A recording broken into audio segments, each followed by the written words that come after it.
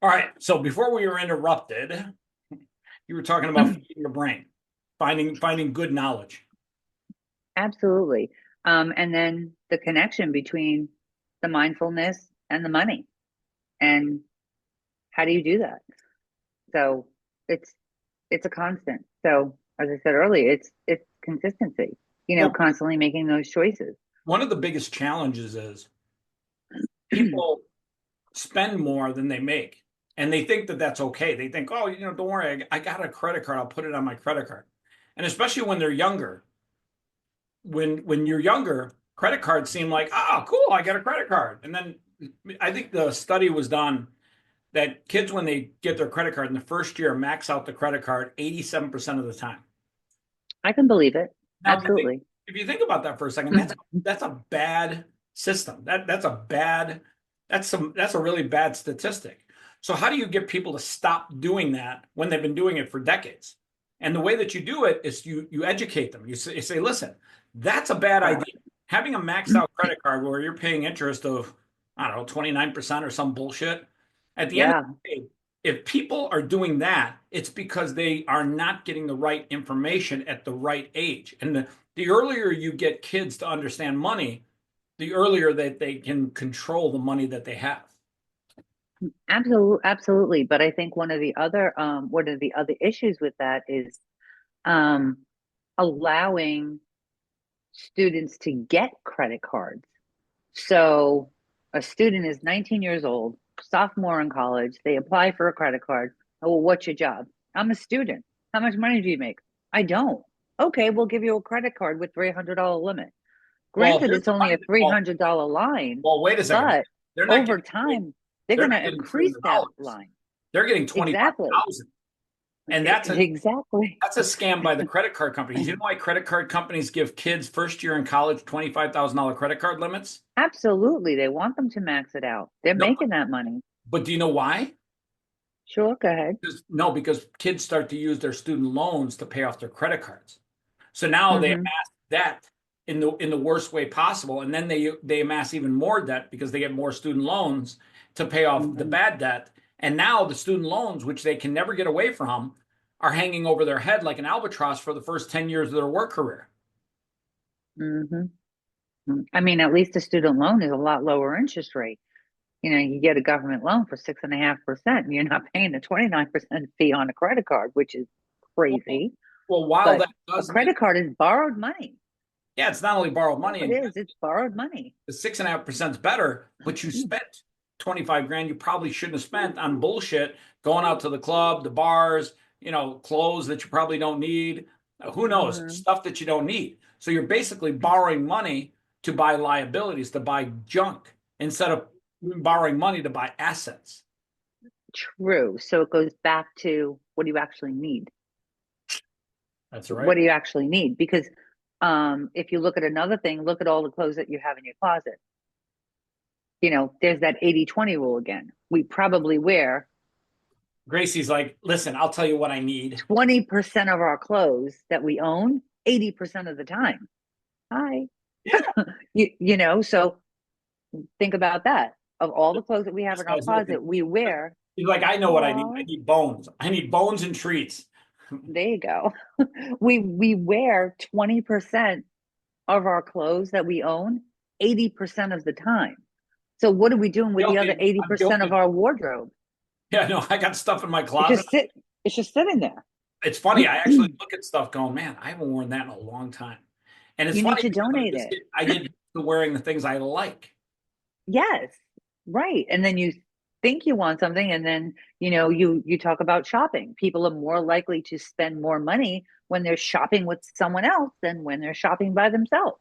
You know, So all of those little things add up to further and further debt it's that funny we because when you don't just need talk to about accumulate. shopping, about what you need, whenever I'm online and I'm at, like, whatever, some website, and I see something, I always say I'm going to wait 24 hours. And if I really need it and if I really want it, I'll buy it. Mhm.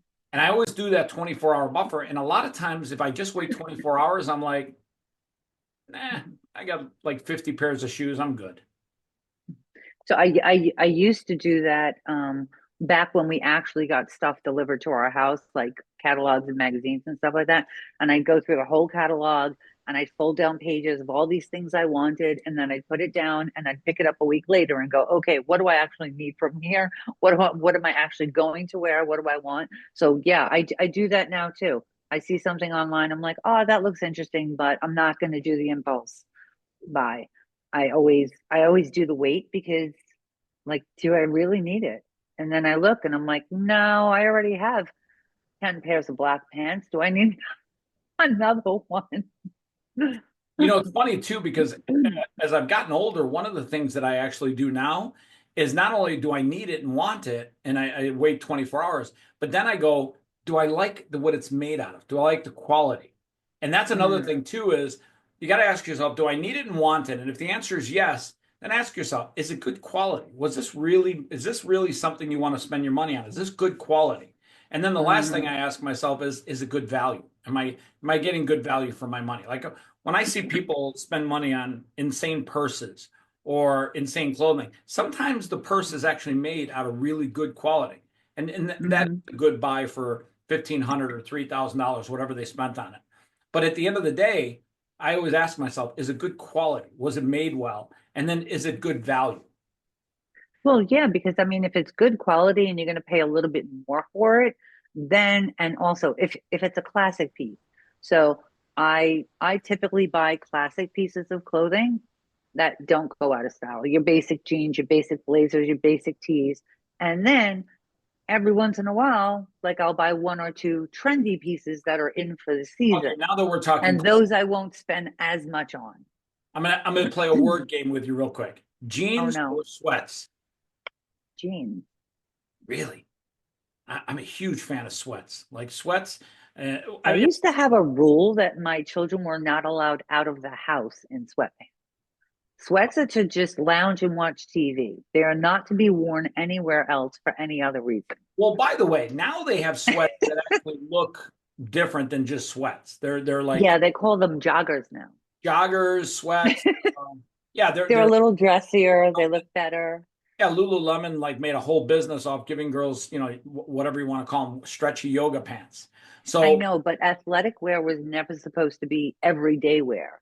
And people have turned it into everyday I'm wear. guilty, People guilty in as well. Europe, people in Europe do not wear athleisure wear out in public. Oh my It's God, only people in Europe. for I just got back from Europe, and people in Europe they dress to the nines when they go outside. Like even if they're just going to walk to the it's grocery beautiful. It's store. beautiful. And I'm It's not great. kidding. I love it. Like women wear like high heels, men wear like Yes. leather shoes, and Yes. they get dressed to the nines. And here's the other thing they I do. like that.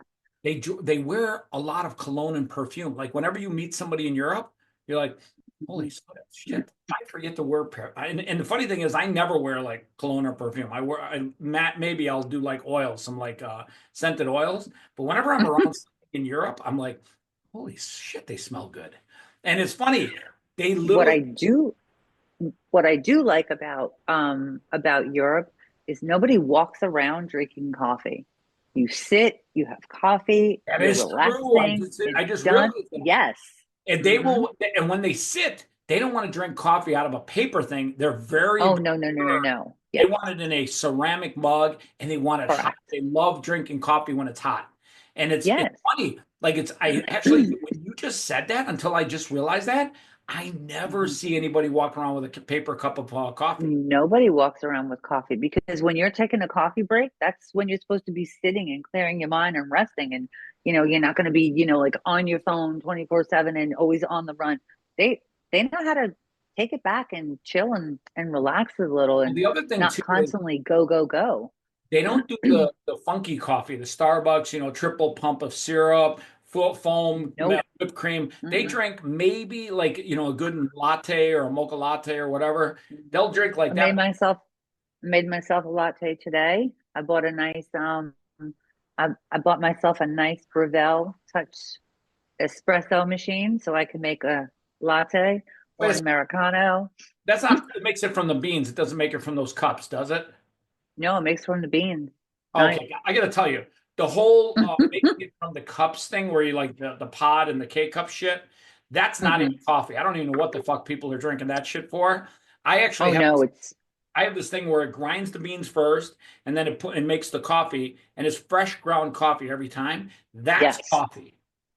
Yes, that's what I have. And like I said, it was what was it a big purchase? It was a big purchase.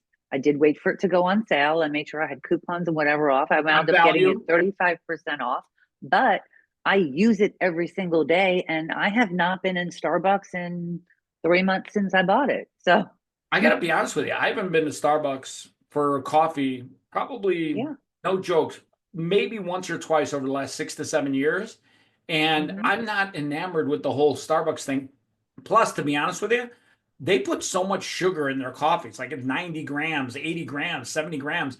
And I always tell Hmm. people that's like a week's worth of sugar. That's not good for you. Now, and by Yeah. the way, here's the other thing too. Most people, they don't even realize coffee tastes good when it's fresh and black. That's good coffee. Maybe you add a little cream, maybe you add a little cocoa, whatever you want to add a little Hmm. flavor. But I actually love the flavor of coffee, good coffee. And here's the funny thing, I drink black coffee, and if I'm drinking around someone that likes their Starbucks with the whipped cream and the cocoa and all the and the caramel and the 12 pumps, when they Oh drink my black gosh. coffee, they're like, "Oh God, what is this?" I'm like, "It's coffee." They're like, "No, It's this is actual coffee." actual coffee. Yes. That doesn't cost $7 for a cup. But here's the other thing too. I love making fresh coffee, not because I get to drink it, but because it fills the house with that smell of fresh coffee. I fucking love that smell. Oh, it does. It smells amazing. Oh my It's God, great, we've turned this podcast into a coffee session. which is fine because I mean, people spend their money on coffee every single day. So They you have spend to a think lot of it. about that. Do I want to spend $5 every single day, or do I want to treat myself and spend $5 once a week? Well, So here's the there's funny thing. that. There's two things I noticed that people like literally have to spend money on every day. I gotta have my Red Bull. I just gotta have my Red Bull. I gotta have my Red Bull. Red I've Bulls, never had one in my life. well, I'll be honest with you, they're not good for you. They're pure garbage. They're But not good for the you. other thing that I hear people, oh, I just got to get my Starbucks. I can't start my day without my Starbucks. I got to, and the walking around with a Starbucks, especially in New York, is like a status symbol. Look, I got a Starbucks. And I tell Right. people, you're falling into their marketing bullshit. Absolutely. Hey, Catherine, do me one favor. Yes, sure. This has been a great talk, and we got to do this again soon. What Absolutely. I like to end a call or a talk with something Hmm. inspirational. It could be a story, it could be a message. I want you to really just talk to anybody listening to this and inspire them to do something with their life. Um, my quote is be invaluable for what you share, not what you know. Because it doesn't matter if you know all of these things, if you don't share it with the people that need to hear it, then it's not good. And that was the whole reason for my book, my podcast, the teaching that I do for all the students, is that I want to share the information because I want to be able to empower them and lift them up and help them get to the next level and where they want to be. So you need to be invaluable for what you share, not what you know.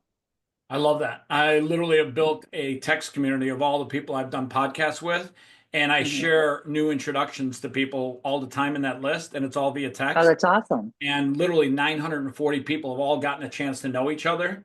And it's amazing the amount of stories that I get out of that community where people have literally done amazing things with somebody that I knew or that I interviewed with. That's amazing. I Yeah. love that. Listen, she's Catherine Add Gill. me to the list. I'll send you the link, whatever you want. She's Mhm. Catherine Gilstein. She's got a book and a ton of good information. And if you're not paying attention, you're going to pay dearly for not paying attention. I appreciate Thank you so much. Appreciate you.